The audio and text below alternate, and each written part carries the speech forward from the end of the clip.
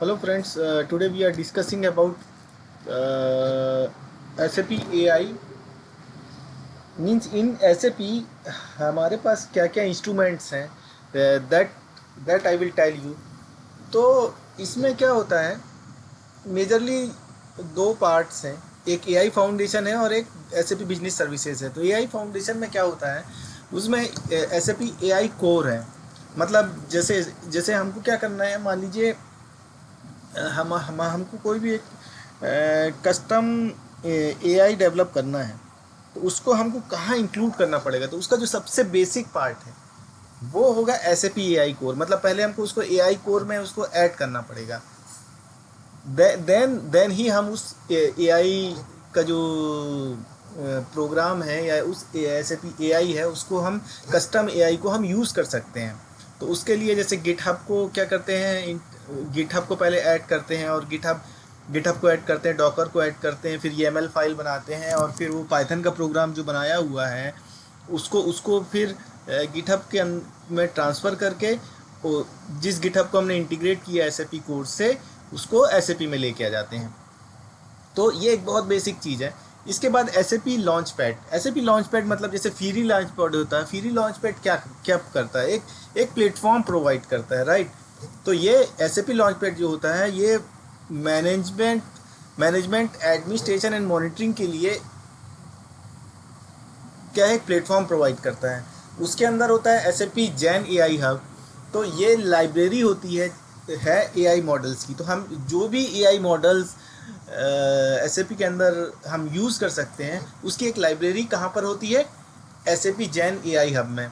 Then इसके बाद आता है SAP conversational AI. Conversational AI क्या होता है कि जिसके थ्रू हम चैटबोट्स बना सकते हैं. मान लो हमको हमारी कंपनी के लिए एक चैटबोट बनाना है, तो हम कैसे बना सकते हैं, तो वो हम बना सकते हैं SAP कन्वर्सेशनल AI के थ्रू. Then SAP Joule. तो SAP जूल क्या है, को पायलट है SAP का. तो ये डिजिटल असिस्टेंट भी कहलाता है. तो ये एक्चुअली में चैटबोट है SAP के लिए. देन इसके बाद आता है SAP business services. SAP business services में क्या क्या आता है, डॉक्यूमेंट इंफॉर्मेशन एक्सट्रैक्शन. मतलब डॉक्यूमेंट में जो भी इंफॉर्मेशन हमारे सिस्टम के रिलेटेड है ना. क्योंकि हम क्या करते हैं कि जैसे हमारे को एक इस वेंडर का इनवाइस आया, तो उस इनवाइस में हमारी कंपनी के रिलेटेड जो भी डेटा है उसको आइडेंटिफाई करना थ्रू द AI, उसको कहते हैं डॉक्यूमेंट इंफॉर्मेशन एक्सट्रैक्शन. देन उसके बाद आता है बिजनेस एंटिटी रिकॉग्निशन. मतलब हमारे हमारे SAP सिस्टम में जो भी एंटिटीज़ हमने डिफाइन की हुई हैं इंटरप्राइज स्ट्रक्चर में, वो सभी को आइडेंटिफाई कर लेना, या हम जो भी टर्मिनोलॉजी का यूज़ कर रहे हैं, चाहे जो भी रिपोर्ट का यूज़ कर रहे हैं उसको आइडेंटिफाई कर लेना, ये बिजनेस एंटिटी रिकॉग्निशन में आता है. हालांकि ये डेप्रिकेटेड हो गया है but it is there. Then data attribute recommendation.